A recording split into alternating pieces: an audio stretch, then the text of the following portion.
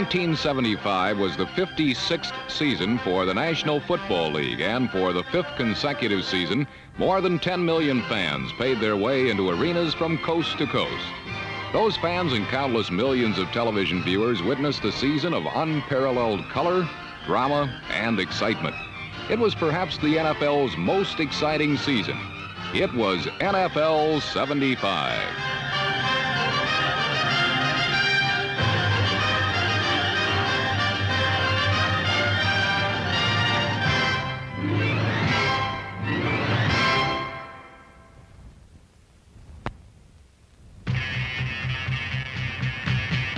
As the game of pro football became more and more modernized, so did the arenas in which it is played. The Detroit Lions moved into a bubble-domed 80,000-seat playroom called Pontiac Metropolitan Stadium.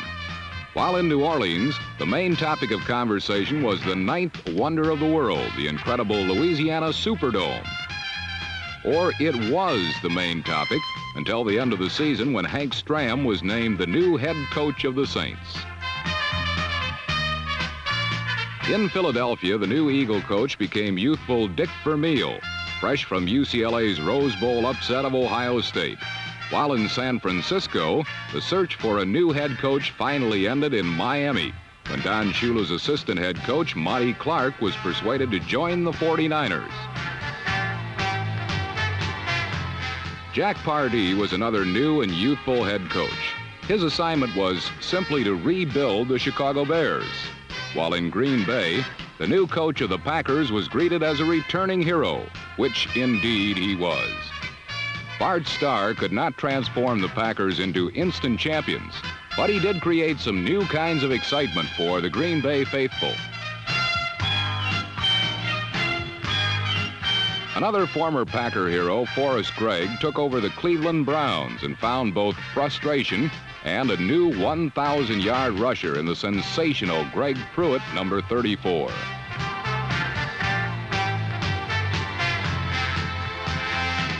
Former Cleveland hero Paul Wiggin became head man in Kansas City, and the Chiefs took on a new look with Mike Livingston installed at quarterback, along with new receivers like rookie tight end Walter White, number 88.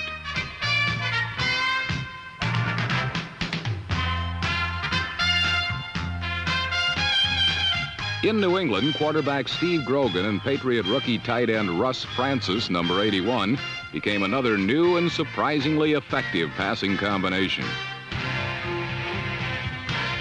The Denver Broncos were saddened by the retirement of all-time favorite Floyd Little, but at the same time were encouraged by the new and explosive talent of rookie wide receiver Rick Upchurch, number 80.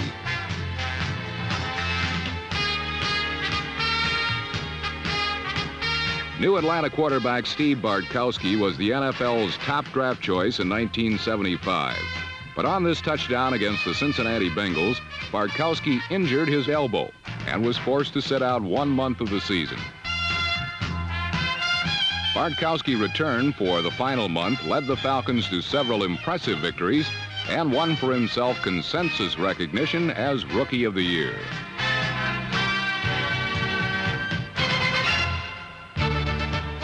San Diego coach Tommy Prothro had almost a whole roster full of new faces. But unfortunately for Charger fans, the results on the field were depressingly familiar.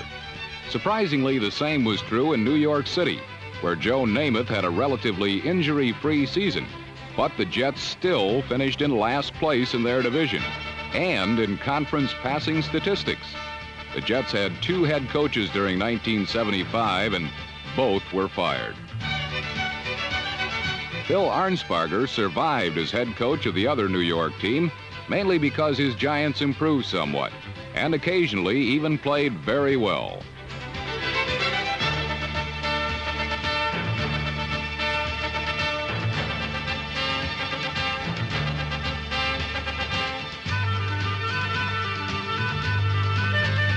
In upstate New York, Buffalo's Joe Ferguson handed the ball to number 32 329 times. And even the world's best defense couldn't lay a finger on Mr. Orenthal James Simpson.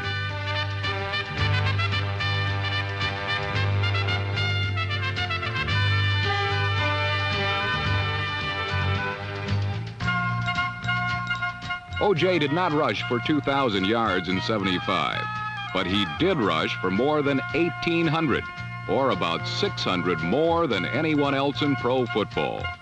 O.J. also led the league in scoring with 138 points, the most ever by a non-kicker. And his 23 touchdowns broke the record set by Gale Sayers just 10 years earlier.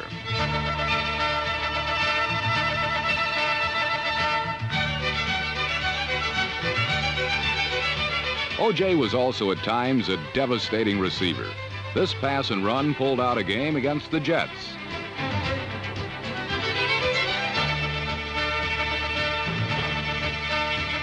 Jim Brown, Gale Sayers, Hugh McElhaney, Lenny Moore. It's hard to imagine anyone better than the Juice. With O.J., the Bills scored 420 points in 1975, the most in the NFL. But they gave up 355 and finished 2 games out of first. A bitter disappointment for Coach Lou Saban and the Bills.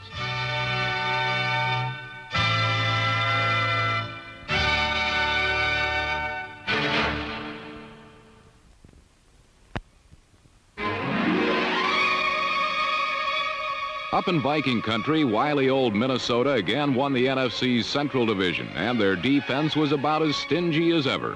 But Coach Bud Grant had another reason to smile in '75. Quarterback Fran Tarkenton had his best season ever as he led the NFC in passing and broke the all-time career records of John Unitas for most completions and most touchdown passes.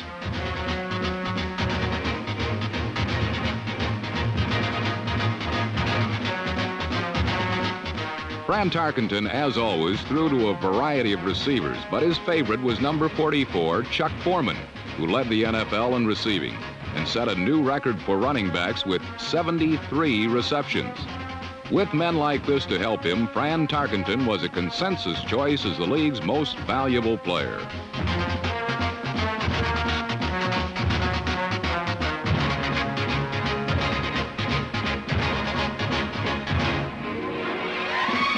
Los Angeles coach Chuck Knox also had many reasons to smile in '75 as his rambunctious Rams rolled over the NFC's Western Division by the almost unbelievable margin of 7 full games.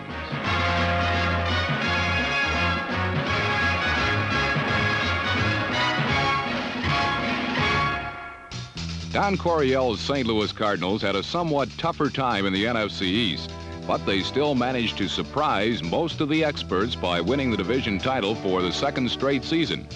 Number 21, Terry Metcalf, scored in every way possible for an offensive player and set a new NFL season record with 2,462 yards of total offense.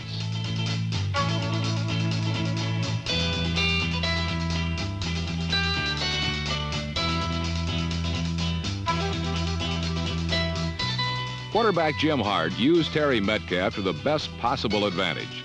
Against the challenging Dallas Cowboys, Metcalf's spectacular end zone reception helped to clinch the division title for the Cardiac Cardinals. But their dream ended in the playoffs when the Los Angeles Rams, led by number 16, young Ron Jaworski, outscored St. Louis 35-23.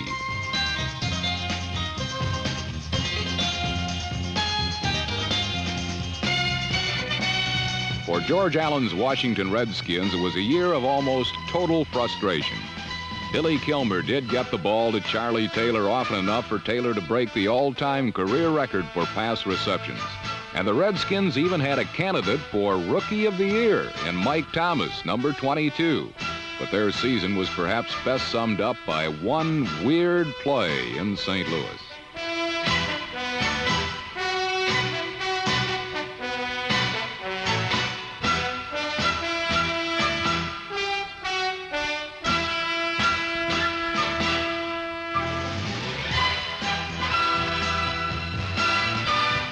Dallas was the other team the Redskins had to beat to make the playoffs, and it was a typical Cowboy-Redskin grudge match which made the difference. Billy Kilmer bore the full brunt of the famed Dallas Doomsday defense, and for fighting Billy and the Redskins, the season ended before the playoffs for the first time in 5 years.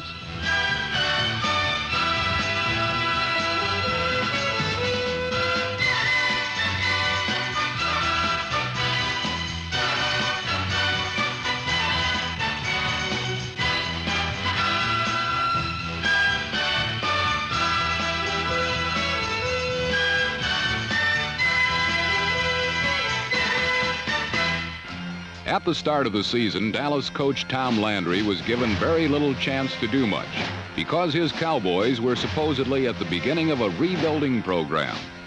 But almost before anyone realized what was happening, number 12, Roger Staubach, had become the center of one of the most fascinatingly intricate offensive systems ever devised by any coach, rebuilding or otherwise.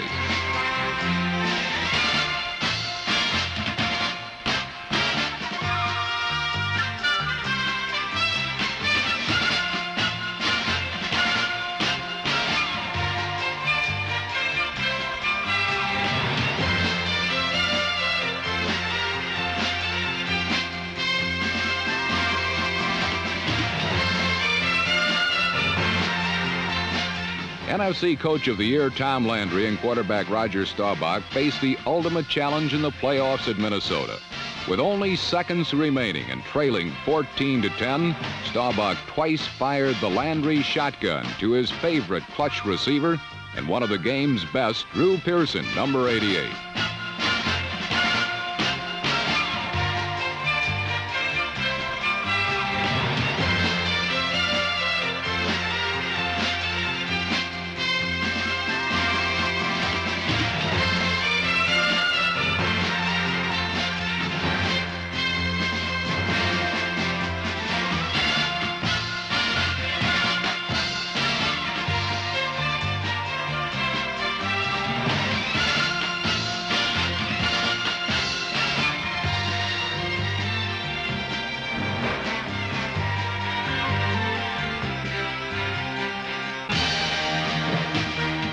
The following week in Los Angeles, number 26, another Pearson, this time a former free agent named Preston, helped to shock the Rams in one of the season's greatest performances. Roger Staubach threw 4 touchdown passes, 3 of them to Preston Pearson, as the wild card Cowboys crushed the Rams to win the NFC title 37-7.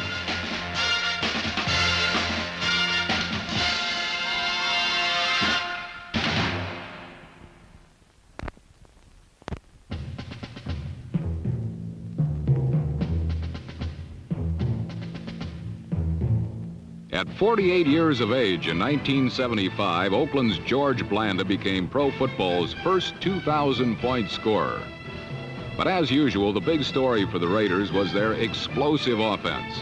Ken Stabler and wide receiver Cliff Branch led the Raiders to the championship of the AFC West for the 8th time in 9 years. But Coach John Madden's silver and black machine was once again stopped short of the world title. This time, Oakland's dream of glory died in a snowy AFC championship and only 15 yards from the Pittsburgh Steelers goal line.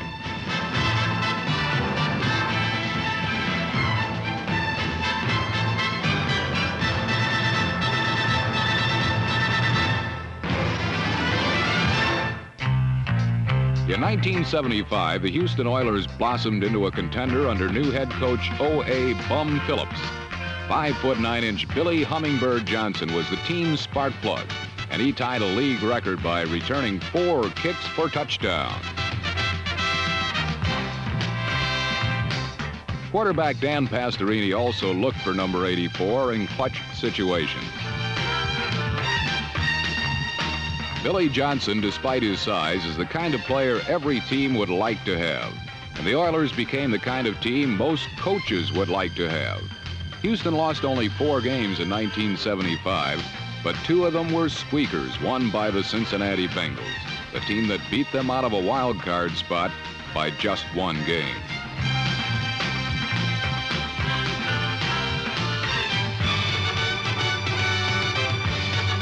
If any one game can be pointed out as the one which made the Oilers a winner, it would have to be the one against Don Shula's always tough Miami Dolphins.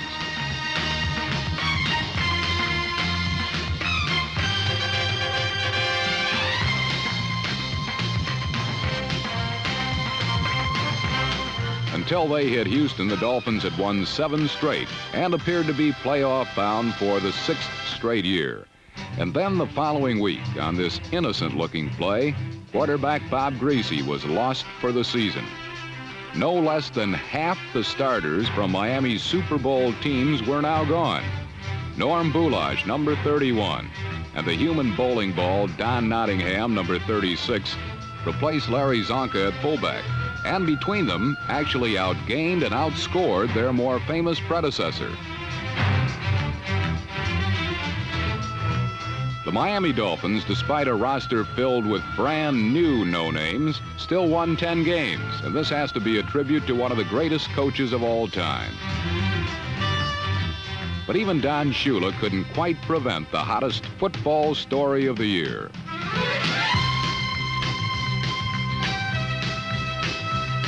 The new Baltimore Colts were directed by rookie head coach Ted Marchibroda and a third-year rifle from Louisiana named Burt Jones.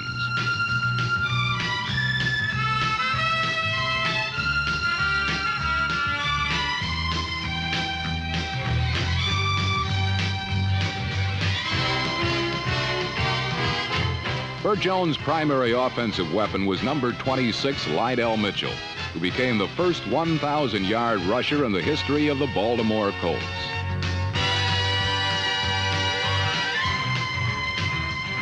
The moment of truth for Baltimore came in sudden death against Miami. A Chesapeake Bay fog rolled over Memorial Stadium and imparted even more drama to one of the NFL's most memorable games.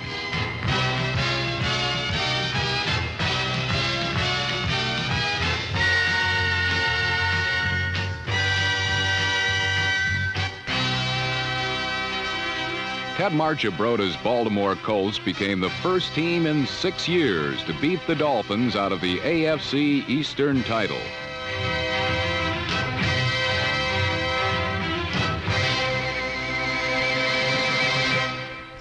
In Paul Brown's final season as a head coach, he and quarterback Ken Anderson led the Cincinnati Bengals to 11 victories and a wild card spot in the playoffs. Ken Anderson, in fact, became only the third player in history to lead the NFL in passing for 2 successive seasons. And he did it by throwing short and long to backs, tight ends, wide receivers, and especially to Isaac Curtis, number 85.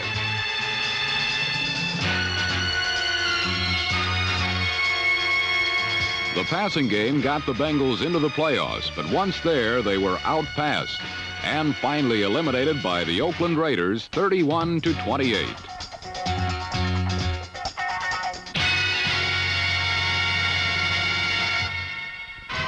The AFC Central Division was the NFL's toughest in 1975, but so strong were the defending world champion Pittsburgh Steelers that they did not lose a single game within the division.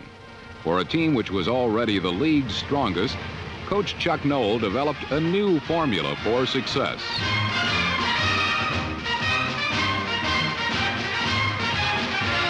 The 12 was, of course, quarterback Terry Bradshaw, while the rest of the equation depended upon a 5-foot 10-inch second-year receiver from Southern California by the name of Lynn Swann.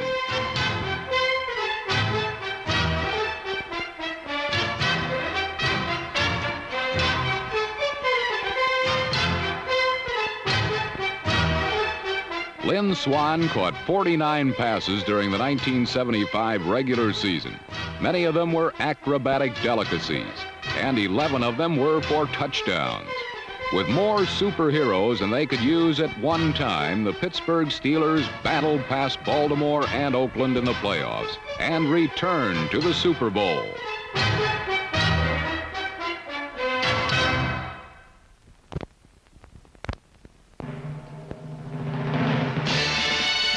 Playing in the Super Bowl is the dream of every football player. To win the Super Bowl is the ultimate triumph. To be your team's most valuable player in the Super Bowl, that's too much even to dream about.